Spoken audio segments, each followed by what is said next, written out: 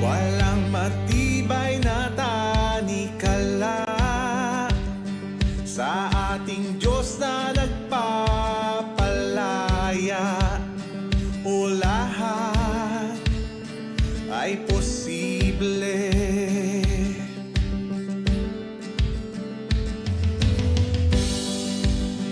Hinati mo ang dagat pula, nagbigay ka ng daan.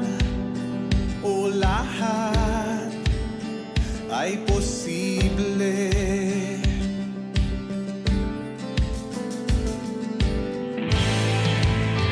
Kaya't sa'yo ako'y mananalig. Ikaw ang Diyos ng langit at lupa. Ikaw ang Diyos na makapangyarihan. Lahat posible sa nananalig. Walang mahirap sa iyo. Lahat ng laban ay kakayanin kasama kita. Kasama kita.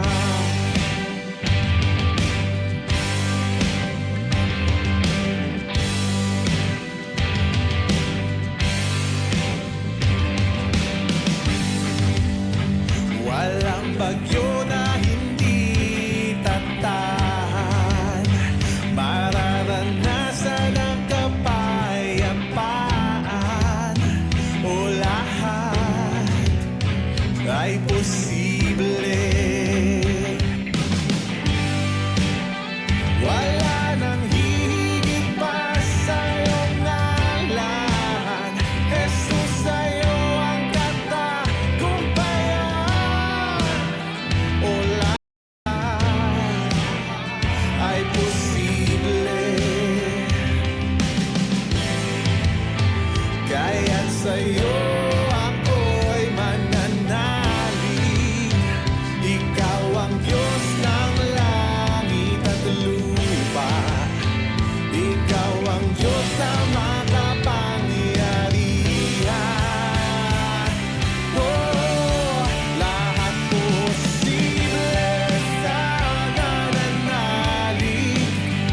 Walang mahirap sa iyo. Lahat ng laban ay kakayanin kasama kita.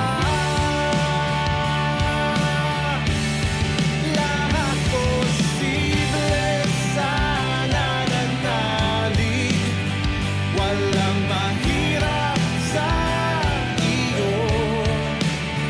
Lahat ng laban ay kakayanin kasama kita. Kasama kita.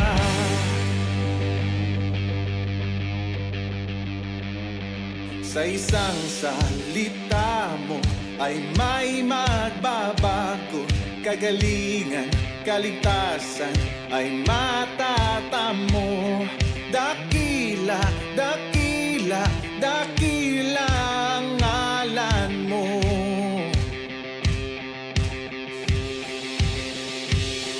Sa isang salita mo ay may magbabago. Kagalingan, kaligtasan ay matatamo. Dakila, dakila, dakila ang ngalan mo. Oh, oh. Sa isang salita mo ay may magbabago. Kagalingan, kaligtasan ay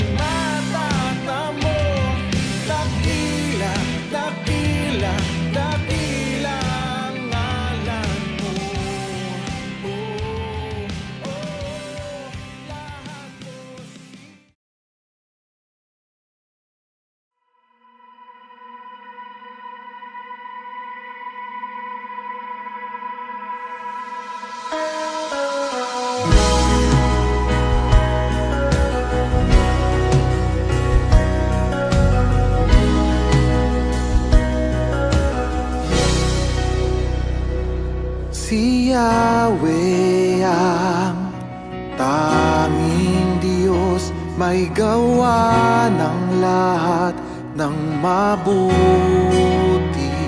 Ang lahat ng nilikha mo'y sumasamba sa'yo. Ang aming baya'y pinupuri ka, itinataas, dinadakila. Ang aming puso ay isang umaawi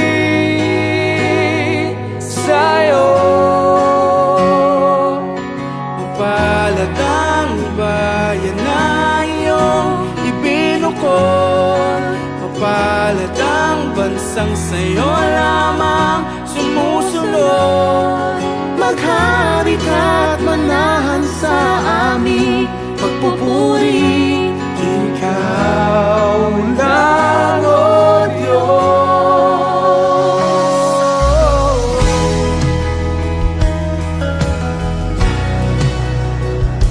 Si Yahweh ang tanging Diyos, may gawa ng lahat ng mabuti. Ang lahat ng nilikha mo'y sumasamba sa'yo. Ang aming baya'y pinupuri ka, itinataas, dinadakila. Ang aming puso ay isang umaawi sa'yo. Mapalad ang bayan na iyong ibinukod, mapalad ang bansang sa'yo lamang sumusunod. Maghari ka't manahan sa aming pagpupuri. Ikaw lang, O Diyos. Ikaw lang, O Diyos. Alleluia, alleluia. Pinupuri ka namin. Alleluia, alleluia. Pinupuri ka namin. Alleluia, alleluia. Pinupuri ka namin.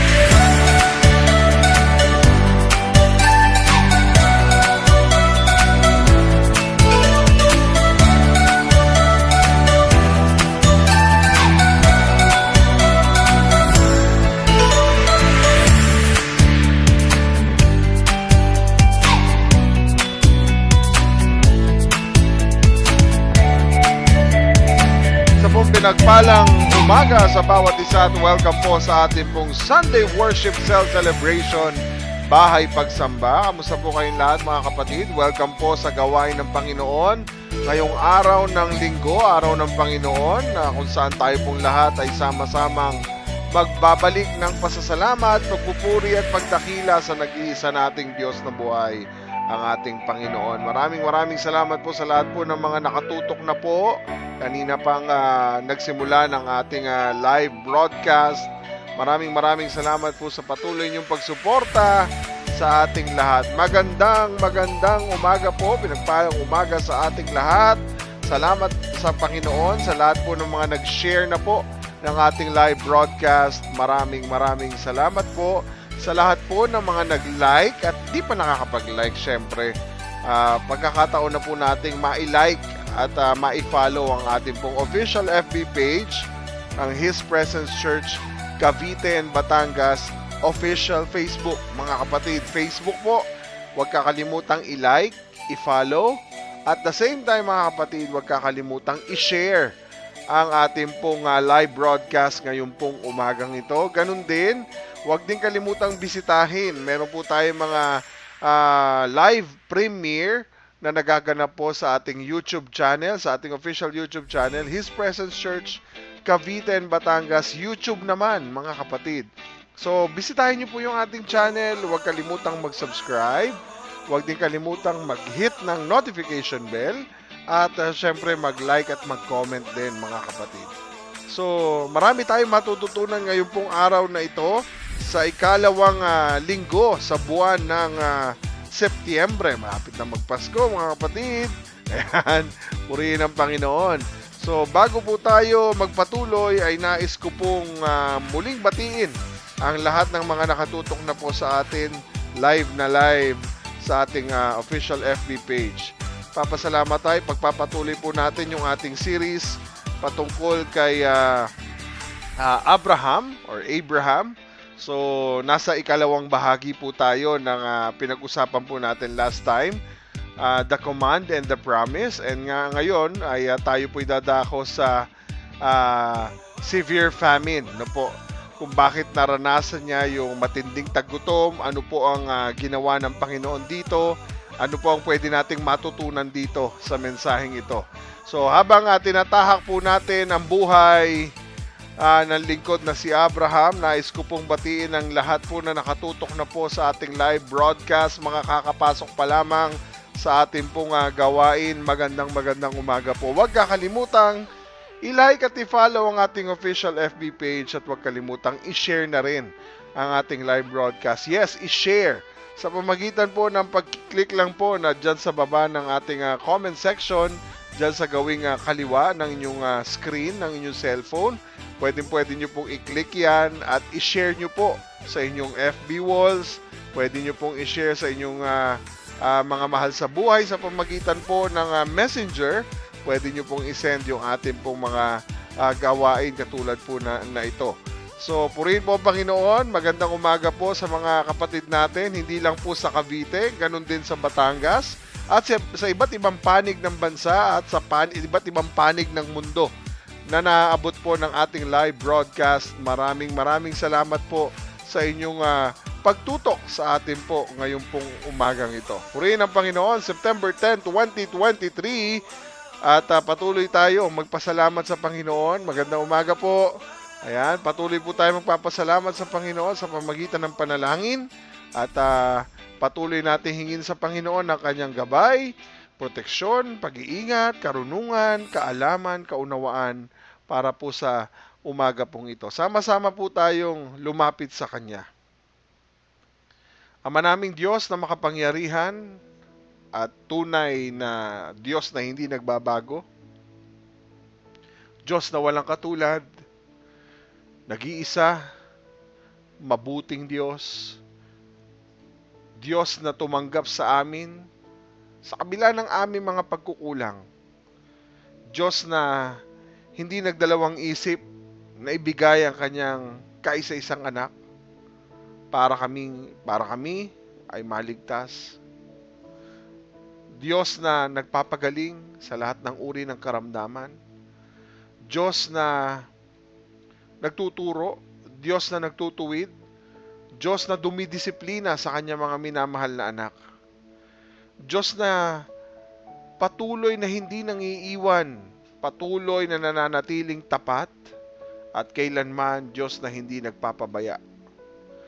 Diyos na patuloy na nagkakaloob, Diyos na patuloy na nagpapala, nagbibigay ng tagumpay sa kanyang mga anak.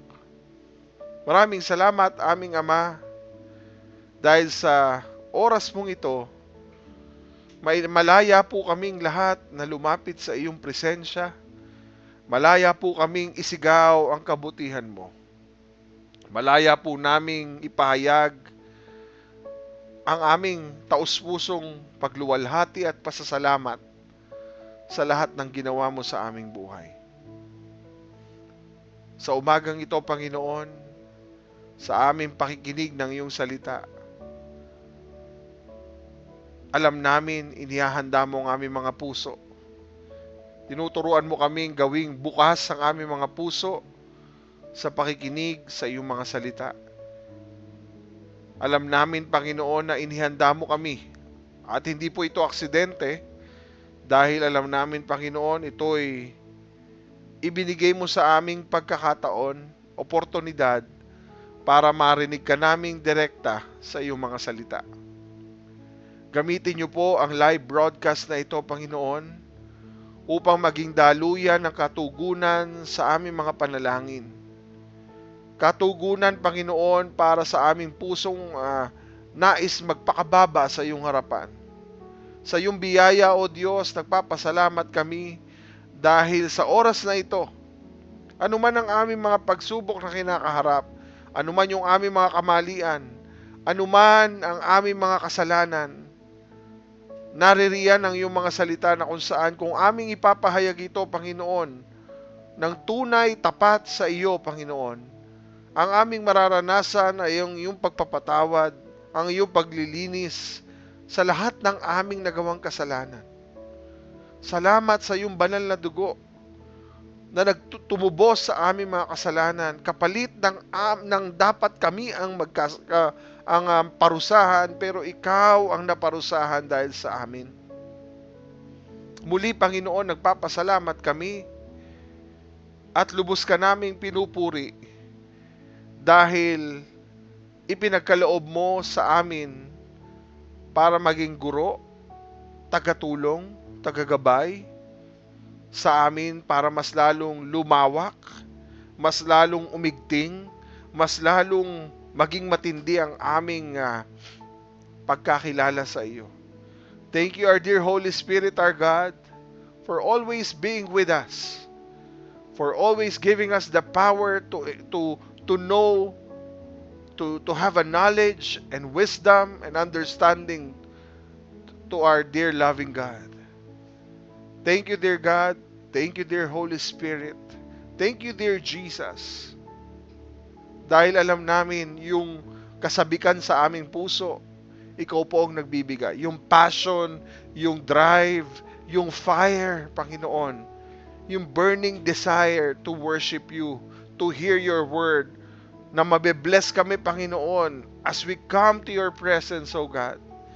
Noon, ngayon, at magpakailanman, sa tuwing kami lalapit sa iyo, ikaw ang aming Diyos na hindi nagbabago. Marami po kaming pinagdaanan sa linggong ito. Pero Lord, lahat ng pinagdaanan namin, hindi mo kami iniwan, hindi mo kami pinabayaan. Nagpapasalamat kami sa tagumpay dahil kay Kristo. Nagpapasalamat kami sa pag-iingat dahil sa pag-iingat mo, Panginoon, sa aming pamilya, sa aming mga hanap buhay, sa aming mga trabaho. Marami pong salamat sa mga negosyo. Maraming salamat. Maraming salamat din, Panginoon, sa isang linggong nakalipas na ito at muli sa harapin naming panibagong linggo sa buwan na ito. Alam namin, Panginoon, marami kang inihanda sa amin. At nandito rin ang kaaway para hadlangan ang lahat ng ito. Kaya Lord, tulungan mo kami na wag naming pahintulutan na barahan, pigilan ng kasalanan ang mga inihanda mong plano para sa aming buhay. Kaya Lord, dinideklara namin na kaming lahat ay protektado ng iyong banal na dugo. Kasama po ng aming mga mahal sa buhay.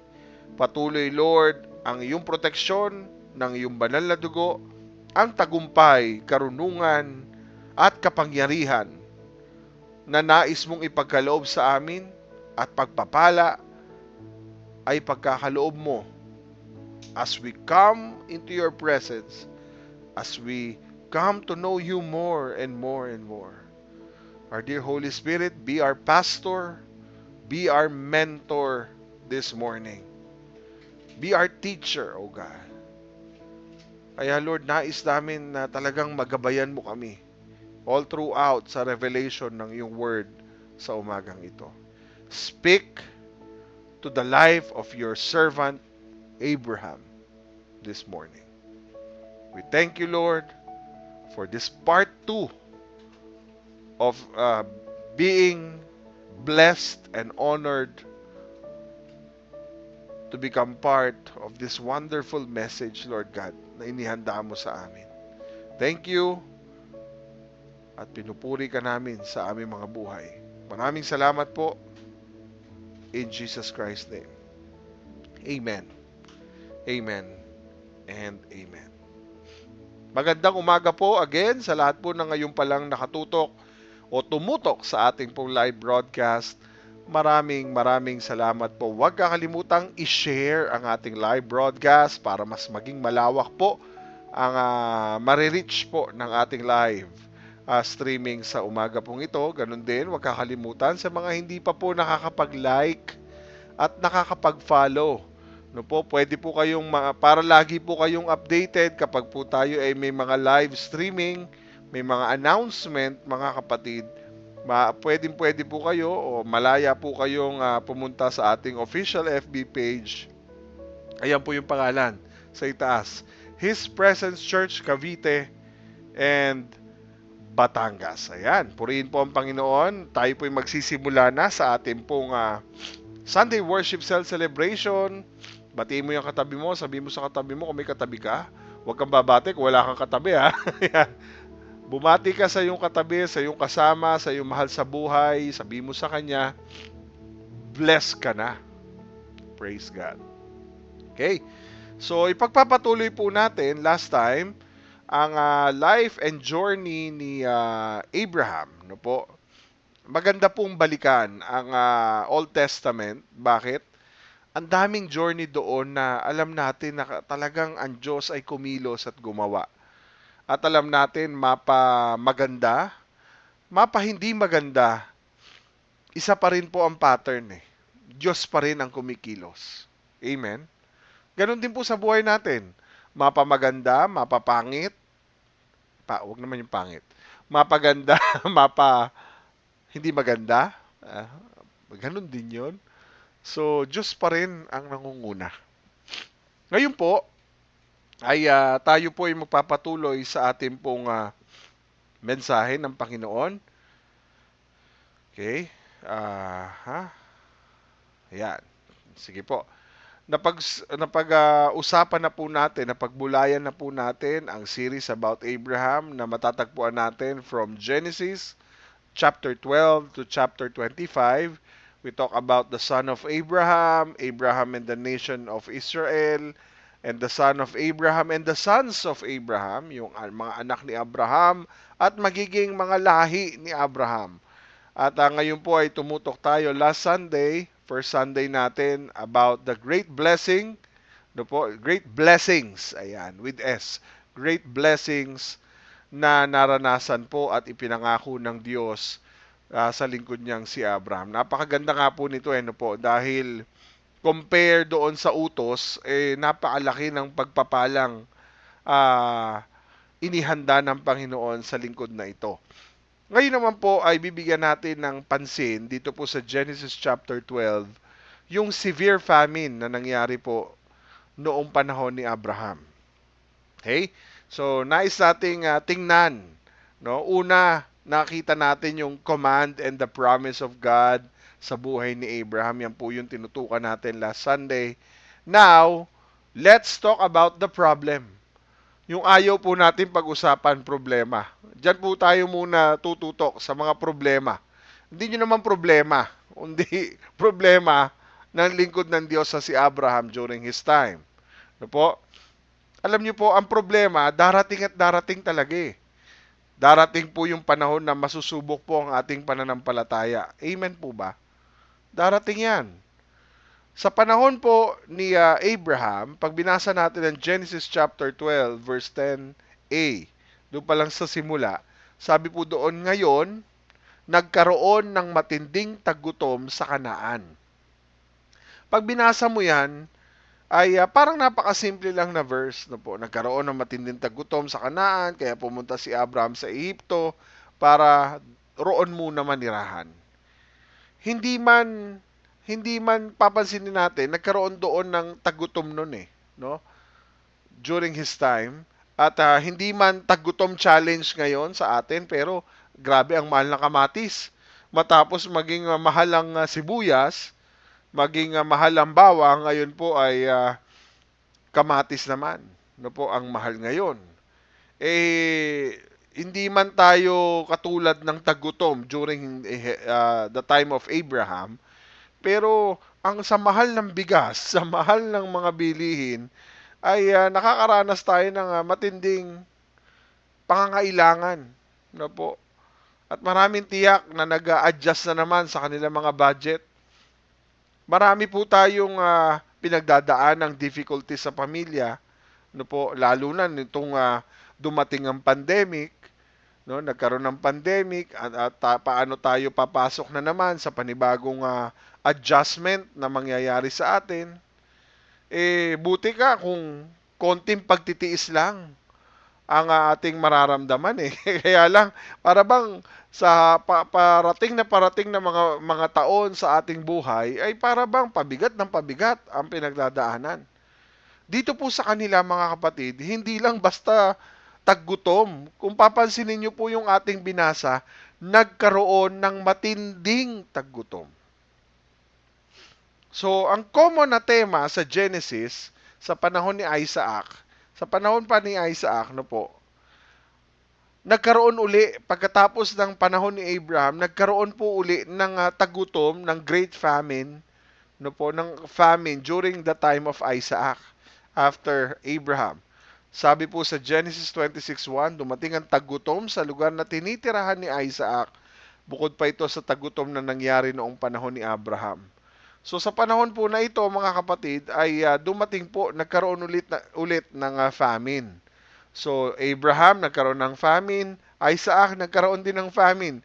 Alam niyo po ba, sa panahon din ni Jacob at ni Joseph, nagkaroon din ng famine.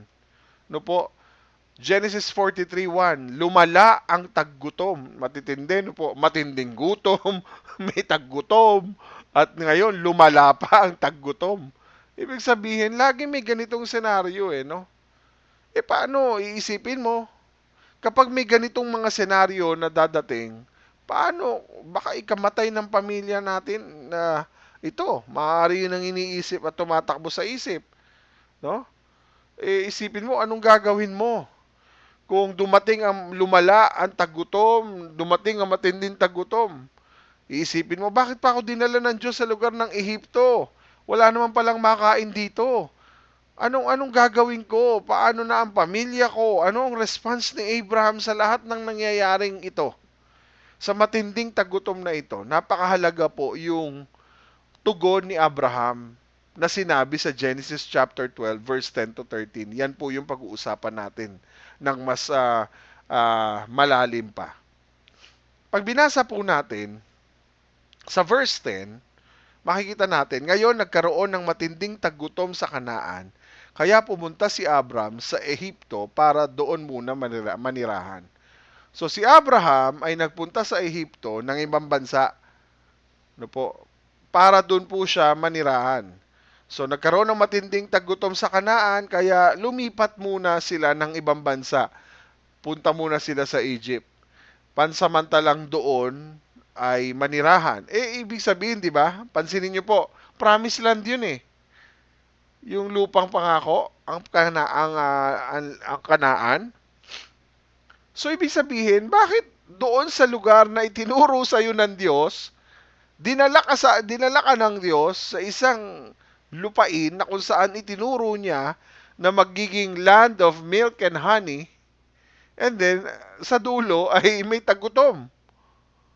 So, pansamantala siguro at babalik din sa Kanaan sina Abram matapos ang kanilang matinding pinagdadaan ng pagsubok, no?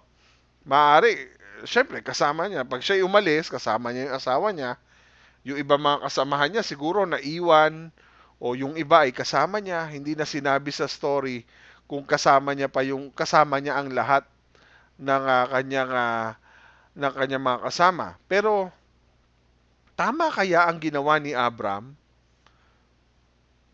Tama kaya ang ginawa niya, no? Na parang sa sitwasyon ng ilang sa atin na syempre pag ikay ng ibang bansa, alam mo ang reason. Kasi may kulang dito. Marami pong nangingibang bansa hindi dahil sa gusto lang nila mga ibang bansa. Majority na nangingibang bansa, I don't know, no po, maraming nangingibang bansa, kasi kulang ang kinikita dito. So, the same thing na nangyayari kay Abraham. Wala namang masama na magtrabaho at mga ibang bansa sa ibang lugar para makipagsapalaran, para mabigyan ng magandang buhay ang pamilya. Wala namang masama doon. Pero dapat alam natin na siyasatin ang puso natin. Yung decision po ba natin, ito yung tanong eh. Yung decision ba natin sa oras ng kagipitan, yun ba ang naging dahilan o nag-udyok para sundin mo yung sinasabi ng salita ng Diyos? O yung decision mo bang lumipat at mga ibang bansa ay nagpapakita sa iyo ng kakulangan ng pagtitiwala sa ating Diyos? Itong nakaraang pandemic, marami po ang na-cancel, no? Nagkaroon po ng canceled culture, no? Bakit? Dahil nagkaroon ng mga canceled ang mga in-person gatherings during that time. So mahalaga po syempre na yung inuutos ng Diyos na magtipon tayo regular, na magkaroon ng face-to-face ay para bang napabayaan. Tama? Merong iba ayaw nang umattend ng face-to-face dahil nasanay na siya sa new normal na tinatawag na online. Wala namang masama. Pati ang evangelism at discipleship, nagkaroon ng canceled culture. So, ibig sabihin, kaya ka ba nagdesisyon na hindi umattend ng face-to-face is because ito yung nagudyok sa iyo, itong desisyon na ito, dahil ito ay nais mong sumunod sa salita ng Diyos, o kaya naman, ito ba'y nagbunsod sa iyo para magpakita na, Lord, wala akong tiwala. Nawawalan ako ng tiwala sa iyo. So ano ba ang nagmo-motivate sa atin? Takot ba o pananampalataya sa Diyos? Pagmamahal sa sarili ba o pagmamahal sa ibang tao? Wala pong madali at walang maikling sagot patungkol sa mga tanong na ito. Dahil tayong lahat, kung tayo po'y lalagay sa sitwasyong alanganin, darating po yung panahong mauudyok tayong magdesisyon kahit palabag sa ating nararamdaman, basta sa pamilya. Tama?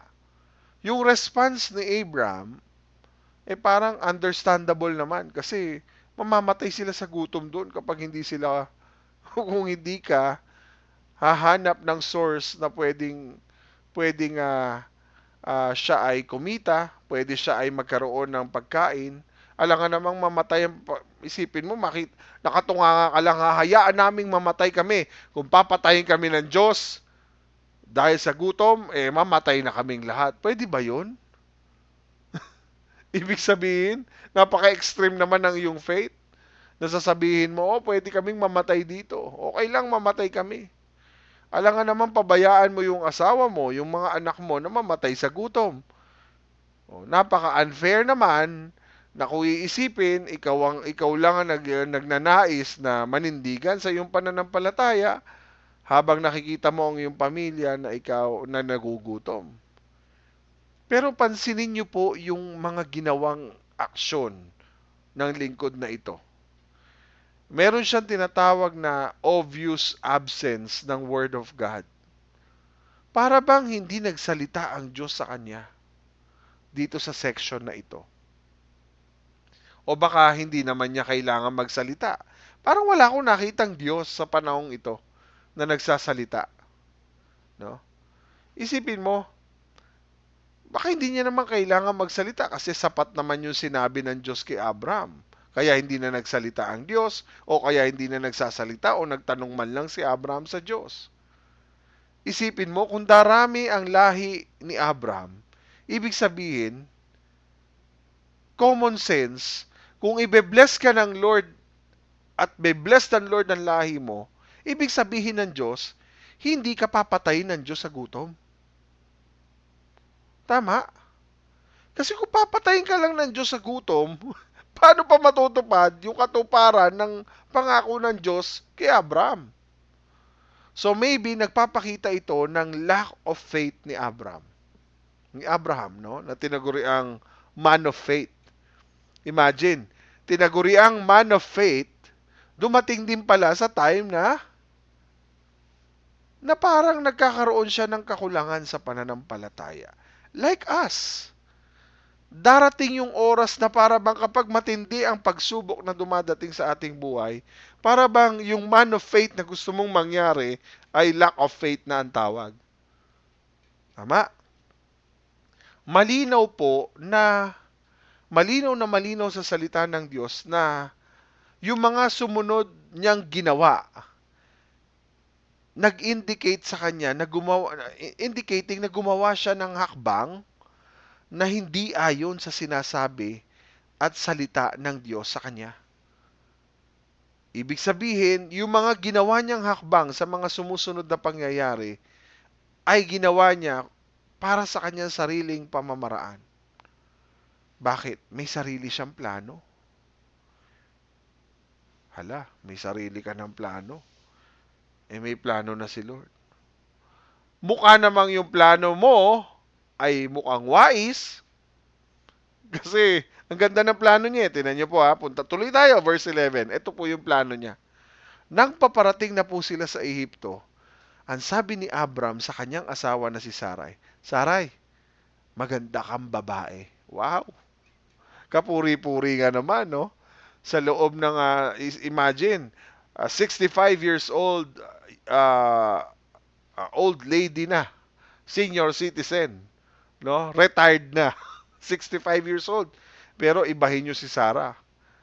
Maganda kang babae, sabi ni Abram. Which is totoo naman. Haba naman ng hair ni Sarah, no?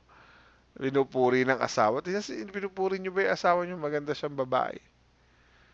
Diba dapat sinasabi mo yan sa iyong kabiyak? Maganda kang babae. Wow. Pag ang babae, binanggitan ng ganyan, ang ganda mo ngayon. Ako, nafa-flatter yan. So parang compliment naman sa sinasabi ni Abram na maganda siyang babae, which is true naman. Pero ang kinakatakot pala niya, no? Ikinatatakot pala niya na malagay sila sa panganib. Silang dalawa. Dahil sa ganda ng asawa niya, delikado talaga sila. Nanganganib sila dahil maganda tong si Sarah. So, delikado talaga yung mga magagandang asawa eh. Delikado. Pag maligawan yan sa sobrang ganda. Parang may hinala na siya kung ano ang pwedeng mangyari. O baka napapraning lang tong si Abraham. Sabi niya, kapag nakita ka, tingnan niyo po, verse sumunod na yan, kapag nakita ka ng mga Egyptian, sasabihin nila, asawa niya yun. Papatayin ako ng mga taga-Ehiptong ito. Itong mga taga-Ehiptong ito, papatayin ako pag nalaman nila na asawa kita. At ikaw naman, hahayaan nilang mabuhay. So, papatayin nila ako, ikaw mabubuhay. Aba, paano matutupad yung pangako ng Panginoon kung patay na pala ako? Napansin niyo po, sa halip na magtiwala si Abraham sa probisyon, sa proteksyon ng Diyos, delikado talaga kapag nagpaplano ka na ng sarili. No? Gumawa siya ng plano for his own protection. Hindi niya inisip na pwedeng ikapahamak ng kanyang mahal na asawa na si Sarai ang kanyang plano. Kung kayo babae, siguro kukutusan niyo yung asawa niyo. Kaya mo pala, ipapain mo pala ako para ako ang mamatay, ikaw ang mabuhay. No, anong plano kaya niya? Sabi po sa verse 13, kapag nakita ka ng mga Ehipsyo, sasabihin nila na asawa kita, kaya papatayin nila ako para makuha ka nila. No? So isipin mo, sabihin mo, ikaw ang aking kapatid upang ako'y mapabuti dahil sa iyo. Napakasakit po nun. At upang ang buhay ko'y makaligtas dahil sa iyo.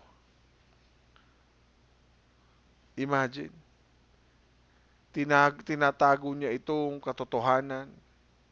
Ito si Abraham ay nagsisinungaling, self-serving, at the expense of his wife. Itago mo na lang na half-sister ang iyong asawa para matakpan ng katotohanan.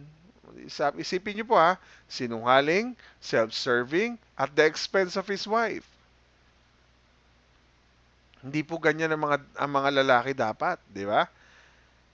Akala niya maganda ang plano niya, pero makikita natin sa sumusunod na pangyayari na inilagay niya sa alanganin ng katuparan ng pangako ng Diyos sa kanya. Sa panahon natin ngayon, kapag meron kang gustong pagtakpan, asawa mo ang ano tawag dito? Asawa mo ang iyong ginagamit na panangga.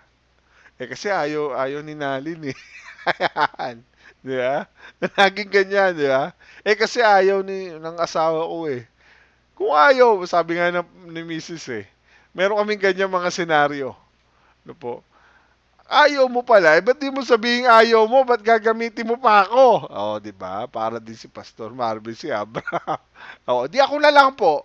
Kayo po hindi. No po, mga kapatid, hindi po kayo ganyan sa asawa ninyo. Okay? So, ibig sabihin, akala niya, maganda yung plano niya, pero makikita natin yung mga sumunod na pangyayari. Inilagay niya sa alanganin ng katuparan ng pangako ng Diyos sa kanya. Alam niyo po, Abraham is not helping God to fulfill His promise, to bless him. Anong ginagawa niya? Hinahadlangan mo yung katuparan ng layunin at pangako na pagpapala ng Diyos sa buhay nila. Ganyan ang nangyayari kung sariling diskarte natin ang nasusunod. Ulitin ko po, ganyan ang nangyayari kung sariling diskarte natin ang nasusunod. You are not helping God to fulfill His promise to bless you. You are hindering God for His fulfillment of His purpose and to bless your life. Amen? So, pasok na tayo sa suspense na pangyayari.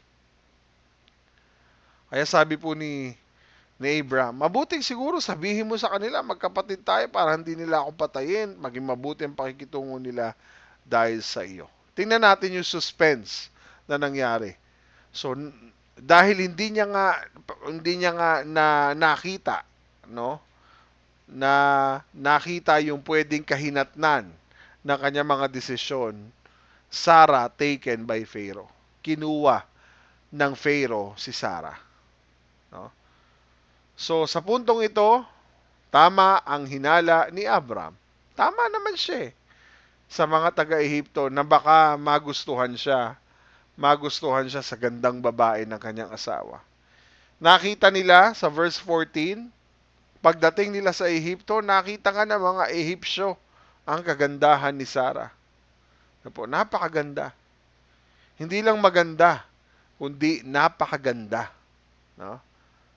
Yung kagandahan ni Sarah ay tunay na napakaganda. Nakita rin siya ng mga pinuno doon sa Ehipto at nireto po si Sarah si Sarai during that time sa Pharaoh. No? Ibig sabihin, nireto siya kay Pharaoh na hari ng Ehipto. Kinuha siya. So, nakidnap tuloy si Sarah. Si Sarai ay nakidnap dahil hindi masyadong napag-isipan ng plano. Nakidnap ng hari, isinama sa mga babae ng Faraon. Yun ang wala sa plano ni Abram. Hindi niya na-anticipate na pwedeng maaari may magkaka-interes sa asawa niya, no? Pero hindi niya na-anticipate na ang magkaka-interes sa asawa niya ay ang pinakamakapangyarihan sa Ehipto. Talagang mapapahala. Mas malaking problema ngayon yan. Isipin mo, ang kalaban mo sa iyong napakagandang asawa ay walang iba kundi ang pinakamakapangyarihan sa buong Ehipto. Mas malaking problema ngayon to. In trying to solve our problems, in our own way, instead of God's way, mas lumalaki, mas dumarami ang problema natin. Ulit. Sa tuwing sinosolve natin sa ating paraan ang ating mga problema, imbes na sa paraan ng Diyos, mas lumalaki, mas tumitindi, mas dumarami ang problema natin. Paano na yung promised land? Nasa ibang bansa sila. Paano na yung Kanaan? Paano na yung malaking bansa na pangako ng Diyos? Kung asawa nga niya, mawawala pa sa kanya. Pero yung blessing ng pangako ng Diyos, paano na yun? Mukha namang naging blessed naman si Abram, no? Parang yung plano niya, no, maganda ang naging resulta sa kanya. Tingnan natin, mga kapatid. At nang makita siya ng mga opisyal ng Faraon, sinabi nila sa hari kung gaano siya kaganda. Kaya dinala si Sarah roon sa palasyo. Verse 16. Dahil kay Sarai, naging mabuti ang pakikitungo ng hari kay Abram. Dahil ang tingin ng hari ay kapatid yun eh. So, bigyan nyo ng special treatment yung kanyang kapatid na si Abraham. Grabe, no? Parang ang ganda. Napabuti pa ata. May mga ganyang senaryo ng plano natin. Alam nating mali, pero parang napabuti naman ata. Medyo nagkapera sila. Parang nakakakain na sila. Parang okay naman na sila. Parang wala namang problema. Pero tingnan natin. Parang mabuti naman eh. No? Naging mabuti ang pakikitungo ng hari kay Abraham at binigyan pa siya ng mga tupa. Imagine, nagbigay pa ng mga ari-arian. Tupa, kambing, baka, asno, kamelyo, mga alipin. Dumami ang ari-arian. Mukha namang naging prosperous ang life ni Abraham. Pero ang promise ng Diyos sa kanya ay hindi lang basta magkaroon siya ng blessings eh. Ang promise ng Lord that I will bless you. No? Hindi lang promise ng Lord na magkaroon siya ng blessing, kundi ang promise ng Lord sa kanya is I will bless you. Not other man, not the king of Egypt ang magbe-bless sa kanya, but the Lord will bless him. Sa paraan ng Diyos, hindi po sa paraan ng tao. Ano po? Di ba't nais din ng Diyos na maging blessing siya sa iba? No? Gusto ng Lord na maging blessing si Abraham sa ibang tao. Paano siya magiging blessing kung naging sanhi pa yon ng kasalanan ng iba? Uulitin ko po. Paano ka magiging blessing, Abraham, kung naging sanhi ka pa ng kasalanan o dahilan para magkasala ang iba? At maaaring ika-defile ng asawa niya kung may mangyari sa kanila. Paano kung makisipingan ng hari ng Pharaoh, ng hari ng Ehipto, ang Pharaoh, si Sarah? Di masisira ang plano. Sa panahong parang ginugulo at hinahadlangan natin ang plano ng Diyos sa buhay natin, sa kabila ng foolish decisions na ginagawa natin, sa kabila ng mga kalat dahil sa buhay natin na resulta ng mga pinaggagawa nating mga maling desisyon, may ginagawa ang Diyos. Ulitin ko po. Sa panahon na parang ginugulo mo at hinahadlangan mo ang plano ng Diyos sa buhay natin, sa kabila ng mga foolish things, foolish decisions na ginagawa natin, sa kabila ng mga kalat dulot ng resulta ng ating mga pinagagawang maling desisyon, may ginagawa pa rin ang Diyos. God is actively at work. He is at work, actively at work, para solusyonan ang laki ng problemang tayo rin ang may gawa. Para ano? Bakit ginagawa yun ng Diyos? Para tuparin ang pangako niya at patunayan na siya ay tapat sa kanya mga pangako. Siya po ay makapangyarihan para tuparin ang lahat ng sinabi niya na gagawin niya sa buhay ng lingkod na si Abraham. Ano po ang resolution ng Diyos? No? Ang tamang resolusyon, ang tamang dahilan at paraan kung anong dapat nating gawin, ang tamang paraan, ayan, para ma-resolve, ang tamang intensyon para magawa, ang tamang design, purpose, no, objective na dapat gawin, ay walang iba kundi ang Diyos. The solution to your problem is only God, but only God alone. God and God alone is the solution of our big problems. Amen. In verse 17, no po, itong parusa ng Diyos kay Pharaoh, ang ginamit ng Diyos na paraan para palayain sina Abram at Sarai nang maipit sila sa sitwasyon ng Ehipto. Salvation through judgment. Sa pamagitan ng judgment na ito, dito po nagsimula ang pagliligtas ng Diyos. Verse 17, binigyan ng Panginoon ng nakakakilabot na karamdaman ng Faraon at ang mga tauhan niya sa palasyo dahil kay Sarai. So, napakasarap lang. A sweet gospel words, yan ang nagsisignal na heto ang Diyos na gumagawa para baligtarin ang sitwasyon, turning bad news into good news. Again, naririto ang sitwasyon na kung saan God is turning bad news into good news. And that is the sweet gospel words. Ang Diyos ay kumikilos. Nandyan ang Panginoon. Isipin niyo po, mula verse 10 until verse 16, makikita natin parang walang kilos ang Diyos eh. Pero parang kilos lahat yun ni Abram eh. Pero dito sa puntong ito, binigyan ng Diyos ng nakakakilabot na karamdaman. Salvation through judgment. Dahil sa nangyaring ito, mga kapatid, talagang pinahirapan ng Panginoon. Sabi sa ibang salin, mga kapatid, pinahirapan ng Panginoon ng Faraon at ang kanyang sambahayan sa malubhang salot.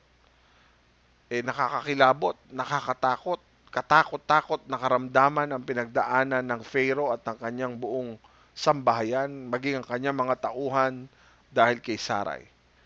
So if you're listening to this story, mga kapatid, at alam mo yung story din, ganito din sa Exodus, no, nagmatigas ang Pharaoh kay Moises, kung paano binigyan ng kaparusahan ng mga salot, no, pangilabot, dito naman karamdaman sa kanila, kapangilabot, nakakakilabot na salot, no. Na ito mga mapapansin niyo parang parehas magkakatulad lang ang pattern. Ito mga Israelites napadpad din sa Egypt di ba? Parang sila si Abraham, si Sarah ay napadpad sa Egypt. Ganon din ang mga Israelites napadpad during his time. during the time of Moses, kailangan gamitin si Moses ng Panginoon to deliver the nation of Israel, no? Itong mga Israelita na padpad sa Egypt dahil nagkaroon ng taggutom. Kaya sila napunta doon dahil sa gutom. Oh. Kaya rin napunta si Abraham at si Sarah sa Egypt is because of severe famine. Alam niyo po, nagtagal sila doon. In fact, 430 years ang tinagal ng mga Israelites sa Egypt bilang alipin. Anong ginawa ng Diyos para makaalis sila? Ano ginawa ng Diyos para makaalis sila? Nagpadala siya ng 10 matitinding salot sa buong Ehipto. At kung isinulat ito ni Moises para sa mga Israelita, na papasok na sa Kanaan, sa lupang pangako ng Diyos, matatakot din ba sila sa mga tao doon tulad ng mga magulang nila na natakot at hindi nagtiwala sa Diyos? O pangahawakan nila ang salita ng Diyos na kayang tumupad ng mga pangako ng Diyos? No?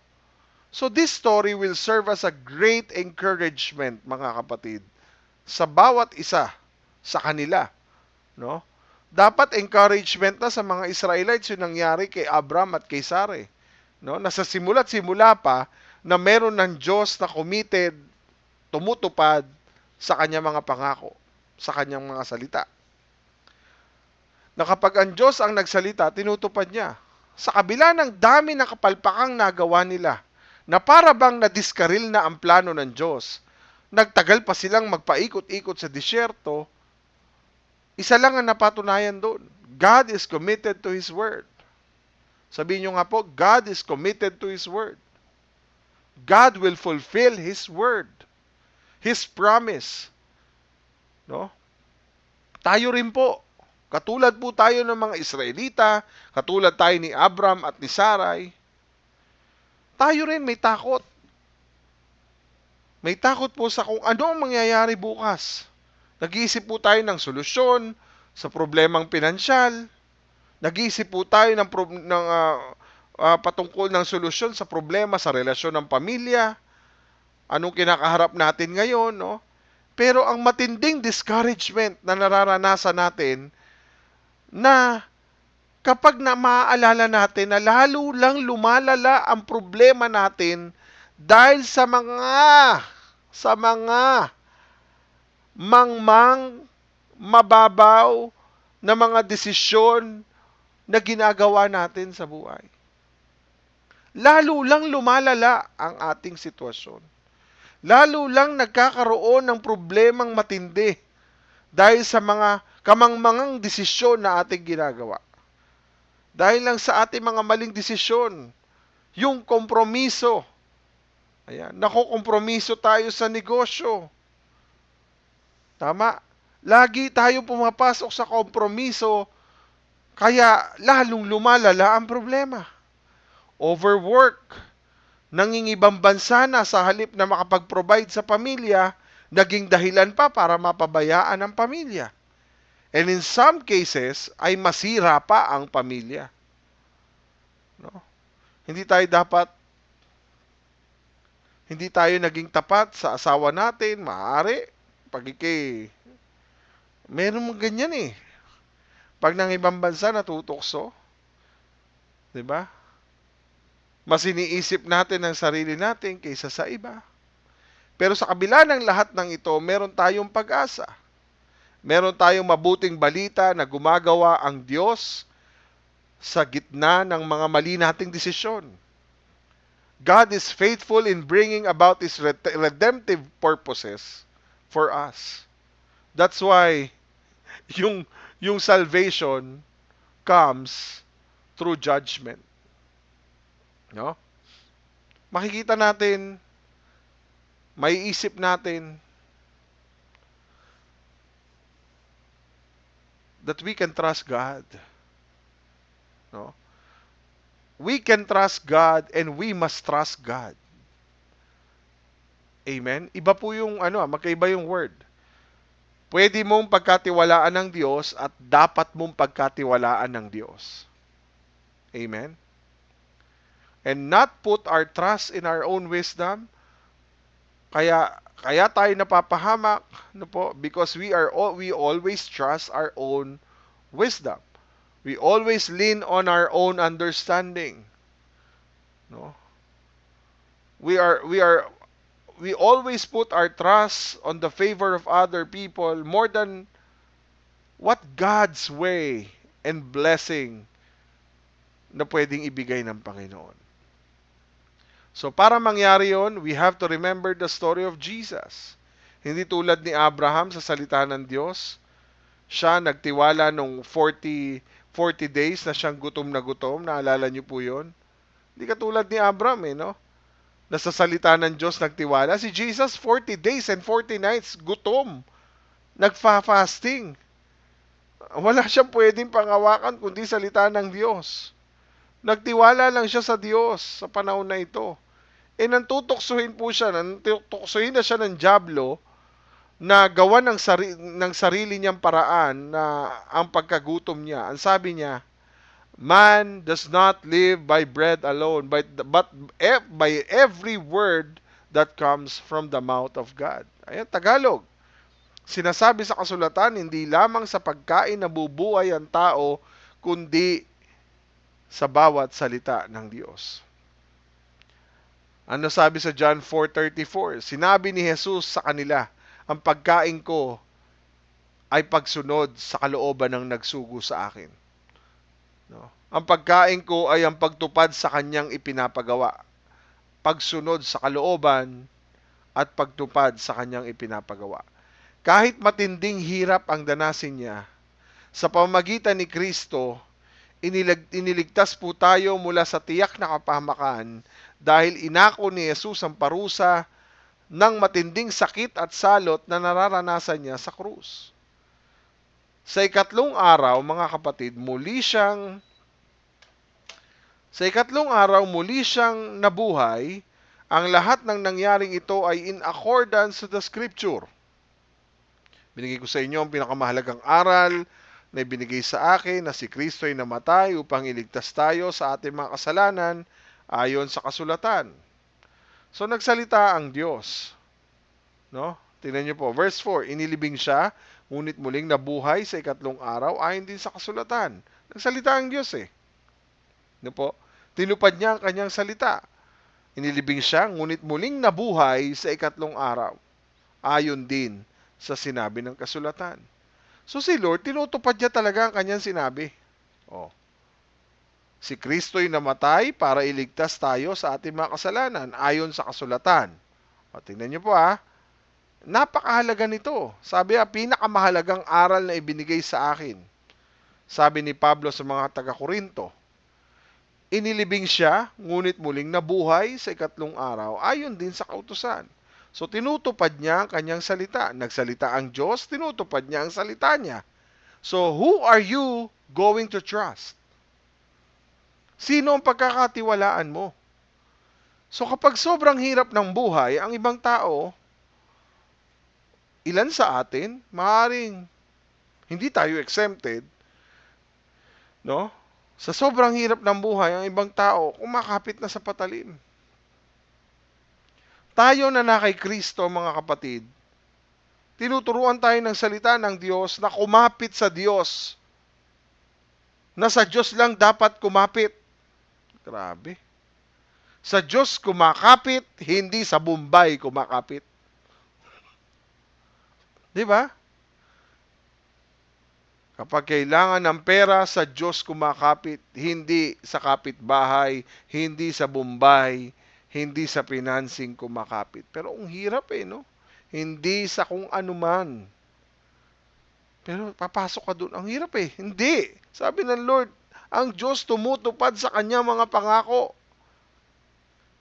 Tayo mga na kay Kristo, sinasabi ng Panginoon sa kanya mga salita, sa kanya tayo kakapit, sa kanya lang tayo kumakapit, sa Diyos tayo dapat kumapit. Matatakot ba tayo sa tao? O pwedeng gawin sa atin ng mga tao? O magtitiwala tayo sa salita ng Diyos at sa gagawin niya sa buhay natin?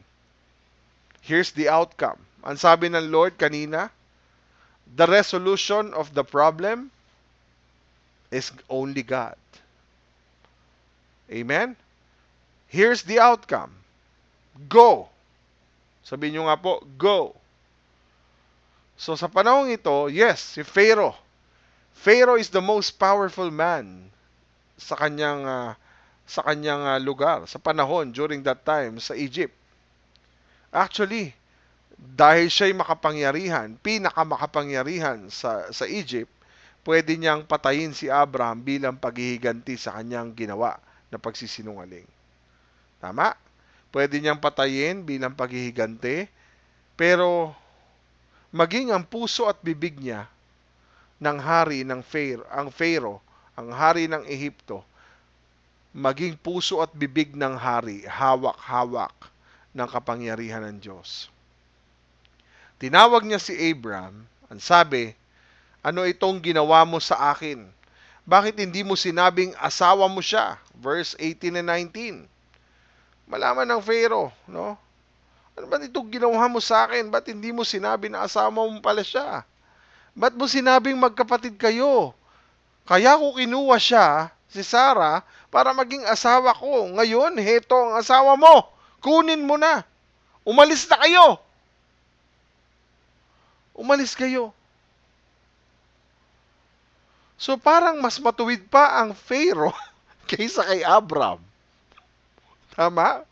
Parang mas tama pa utak ng Pharaoh kaysa kay Abraham. No? Paano naman si Abraham? No? Magkakaroon siya ng great name eh. Kung makikilala nga siya sa Ehipto, isipin mo may record ka sa Ehipto, isang lalaking sinungaling, isang lalaking walang kwentang asawa. Walang naisagot si Abraham kay Pharaoh. Ang tawag doon ay guilty as charged. No? Sa halip na ang Diyos ang mag-rebuke sa kanya, sa halip na ang Diyos ang magdisiplina sa kanya, isang hari, no? Hari pa ng kung sino-sinong Diyos ang sinasamba, ang pinagsabihan siya. Sa kabila nun, mga kapatid, dahil sa gawa ng Diyos, yung asawa niyang halos ipamigay niya, ibinalik ng Diyos sa kanya. Hindi lang yon, mga kapatid.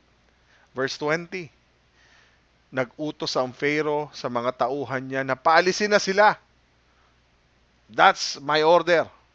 Kaya dinala nila si Abraham palabas ng lupain na iyon at pinaalis kasama ang asawa niya at lahat, tingnan niyo po lahat ng ari-arian niya.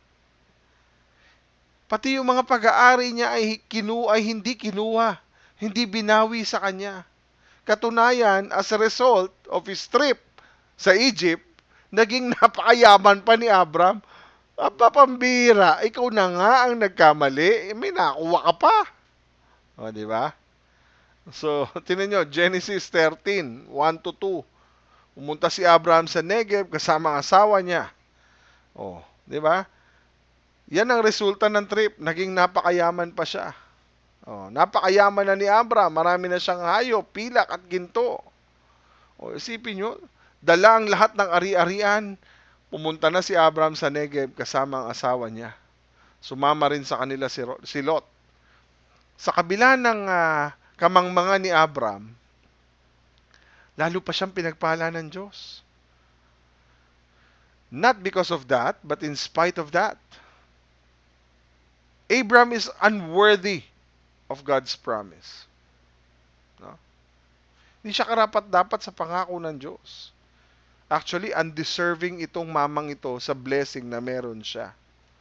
Tulad din natin, na pinagpapala ng Diyos, not because we are deserving, but because of the Word of God. Because sinabi ng Diyos, yan ang gustong ng Diyos na mangyari sa atin. Salita niya kay Abraham. Salita niya na tinutupad kay Kristo. Kaya sa kahit na anong panahon, no, kahit sa panahon na tayo po'y walang pananampalataya, God remains faithful. Sa panahon na nagkukulang na po tayo ng pananampalataya sa Kanya, God remains faithful. Sabihin nyo nga po, God remains faithful. Even in our faithless days. sa buhay natin. Sabi ng Word of God, kung hindi man tayo tapat, mananatili siyang tapat. Dahil hindi niya maikakaila ang kanyang sarili. Ang katiyakan natin ay na kay Kristo. Hindi ito excuse para maging pabaya po tayo. Hindi po excuse ito para gumawa tayo ng mga foolish decisions. Alam po natin na sa ating mga maling desisyon, ang hirap na idudulot ng resulta nito sa ating buhay. Imagine, apektado po yung ating pamilya, maapektuhan ang ating pong magkakalamat, magkakaroon ng lamat ang tiwala dulot ng relasyon na pagka mga maling desisyon. Imagine yung lamat na naranasan ni Sarah sa ginawa ni Abraham. Sa halip na God's faithfulness ang motivation ni Abraham kay Sarai. Sa halip na i-motivate niyang kumapit sila sa oras ng kagipitan, sa halip na to trust God and to be faithful to Him, mas naging sana na-motivate ni Abraham na mas maging mahigpit ang kapit natin sa Diyos. Hindi niya tayo bibitawan.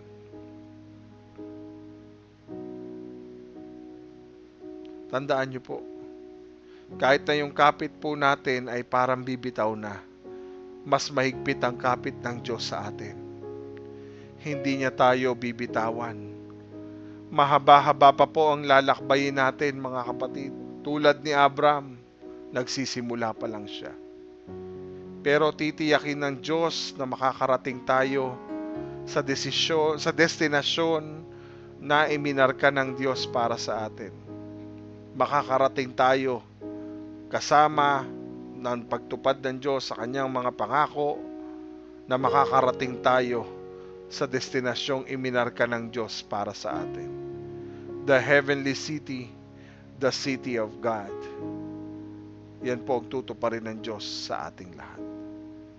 Ngayon pong umagang ito, nawa po ang salita ng Diyos ay nagbigay ng hamon, inspirasyon, ng gabay, paalala, pagtuturo, pagtutuwid sa ating pong buhay ngayon pong umagang ito.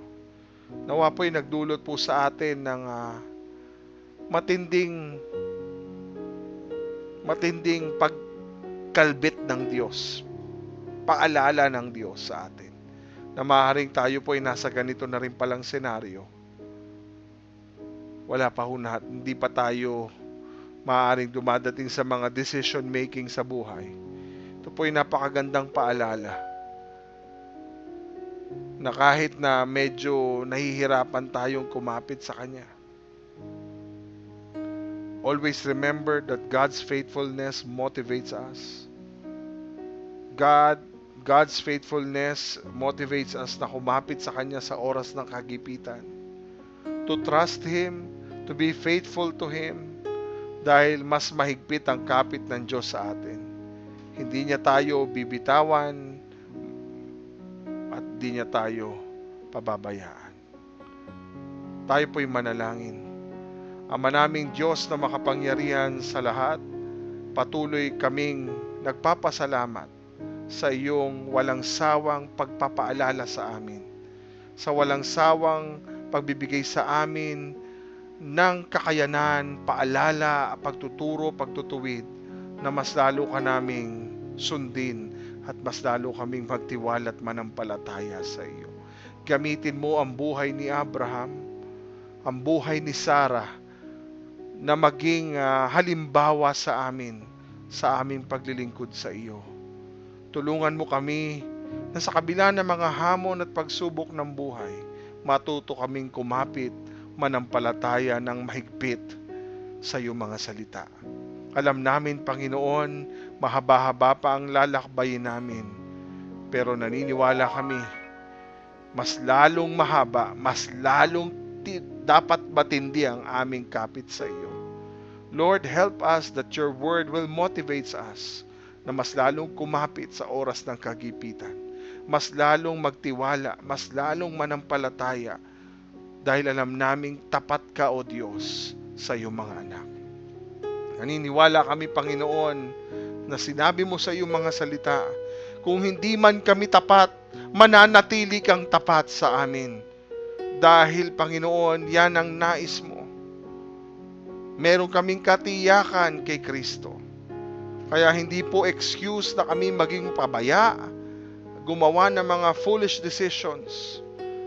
Ay nagpapasalamat kami for this wonderful message of encouragement na dulot ng buhay ng lingkod na si Abraham. Maraming salamat, Lord, for this wonderful blessing to hear your word, to speak to us through your word, O God.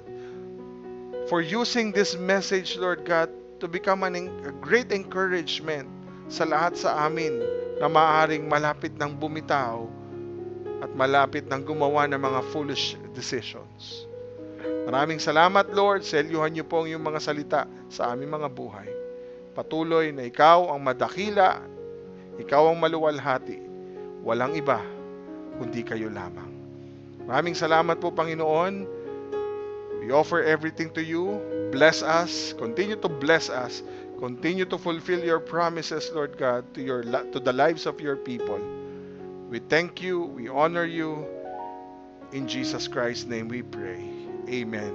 Amen and amen. God bless you, mga kapatid. Sa puntong ito, let's enjoy the promises of the Lord. Mas lalo tayong kumapit. Mas lalo tayong manampalataya na meron tayong Diyos. Hindi man tayo tapat, mananatili siyang tapat. At may katiyakan tayo dahil kay Kristo Jesus. God wants to bless you. Alam niyo po, sabi po, may isang pastor na nagsabi sa akin, sa panahon ng ating kagipitan, dito tayo sinusubukan ng Diyos kung papaano tayo magiging mapagbigay. Susubukin ang tunay na pagbibigay sa panahon na wala kang maibigay. Kaya ngayon pong umagang ito, maaaring pinapaalalahanan ka ng Panginoon, maaaring tinuturuan tayo ng Panginoon. Let's be faithful. Let's do God's word. Let's obey Him. Let's do His command. And God will fulfill His promise. Di naman si pastor na nangako si Lord naman. Sa panahon na ito, sama-sama tayo magbabalik ng ikapu, ng tithes and offerings sa Panginoon. Dito sa panahon na ito, makikita ang katapatan ng Diyos sa ating mga buhay. At ang ating solusyon, mas lalo tayong kumapit, maniwala, manampalataya sa ating Panginoon. God bless you. Magandang umaga po. At mabuhay po ang Panginoon at tayo po ay patuloy na makaranas ng resting sa Panginoon through His Word. God bless you. Let's continue our journey sa ating Book of Genesis sa mga susunod pang linggo sa ating buhay sa biyaya ng Panginoon. God bless you. To God be all the glory. Happy weekend, everyone. To God be all the glory. God bless you.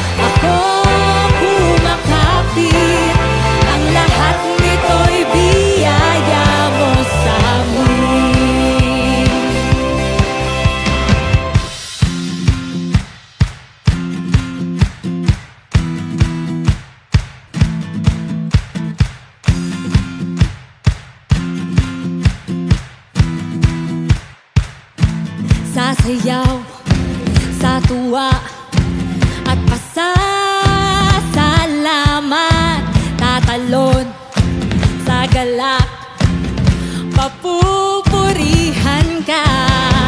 Sasayaw sa tuwa at pasasalamat, tatalon sa galak, papupurihan ka.